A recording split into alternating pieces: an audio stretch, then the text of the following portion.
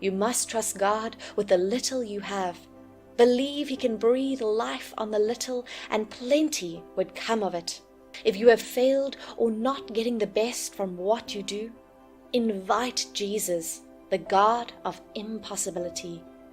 He will remove the chances of failure and worries from the results you want.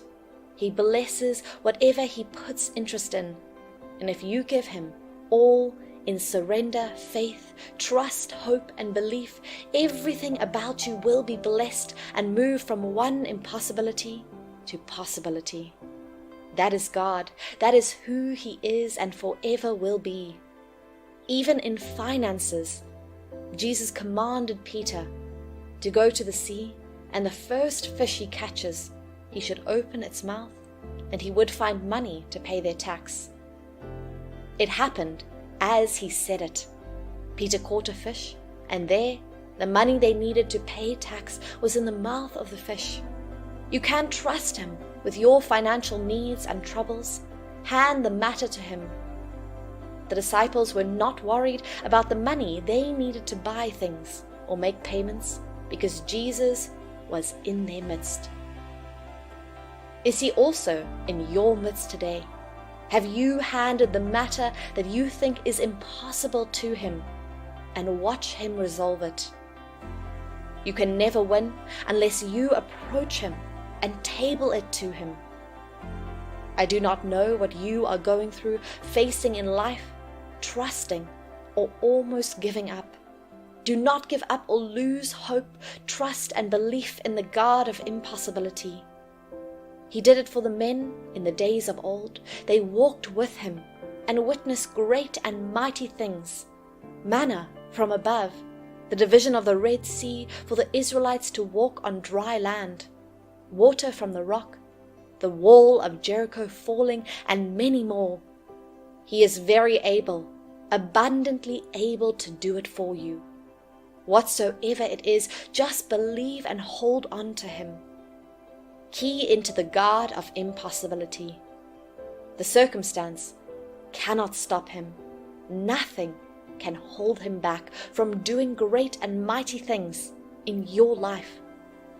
God is doing that which seems impossible to handle in your life and all that concerns you today. No matter the inexhaustible list of things you think you need, God can provide them all. And not just stopping there, He can do even more than that which we think we need. He does not even stop at what we need or what we ask for.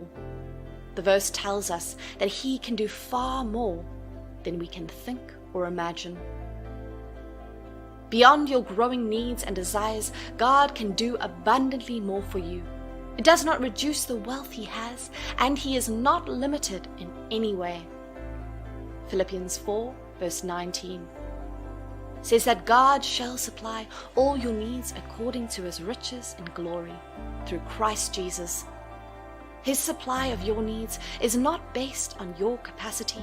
It is according to His resources, and He has so much resources in His care. If He could create the heaven and the earth, what then is hard for Him to do? Silver and gold belong to Him, and He knows the secret to the wealth of hidden treasures. All He needs to do is speak, and it is done. Once He speaks over your life, you will see the supply to your needs met. Just name it. Do you need riches, power, promotion, security, health, long life, joy, children, influence, glory? All of these can be found in God. God has been showing His power of providence right in the Bible days. There are various ways that the God of plenty can use to provide for your numerous needs and heart's desires so that you can smile. Some of these ways could be by God sending a helper your way. It could be a stranger, a family member, a long-lost friend, or even a person who you might not even be expecting any reasonable help from. God could also grant your needs in plenty by giving you an idea or solution that can be able to solve your problem. This idea that He has given you might be the key to your plentiful, And this idea could come to you through a dream, vision, and personal thought, or through advice from people God has positioned around you. Now you know that the God of plenty can still provide for you abundantly, above your need, and then make you to smile. Remember that He has promised in various portions of the Bible that He will abundantly bless you with plenty in all you do.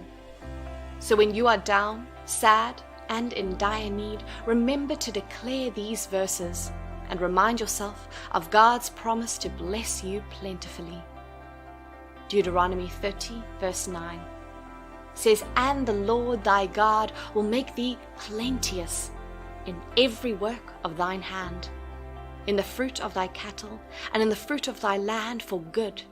For the Lord will again rejoice over thee for good, as He rejoiced over thy fathers." Another powerful verse of God's promise to bless you plentifully and therefore make you smile is Deuteronomy 28 verse 12, and it reads, "The Lord shall open unto thee His good treasure, the heaven, to give the rain unto thy land in his season, and to bless all the work of thine hand, and thou shalt lend unto many nations, and thou shalt not borrow." However, for you to begin to enjoy all these promises of God to make you smile by meeting your needs in abundance and in plenty, there are some criteria you must meet. First of all, you must believe that the God of plenty can come and intervene in that moment of dire need.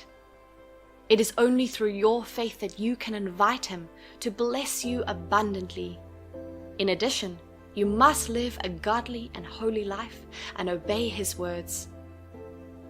In conclusion, acknowledge that the same God who blessed His children with plenty in the Bible time can still do that for His children in this new age, as He is still the same God yesterday, today, and forever. So whenever you are in that moment of dire need and helplessness, remember that the God of plenty has promised in His word to make you smile, and that God never breaks or goes back on His promises.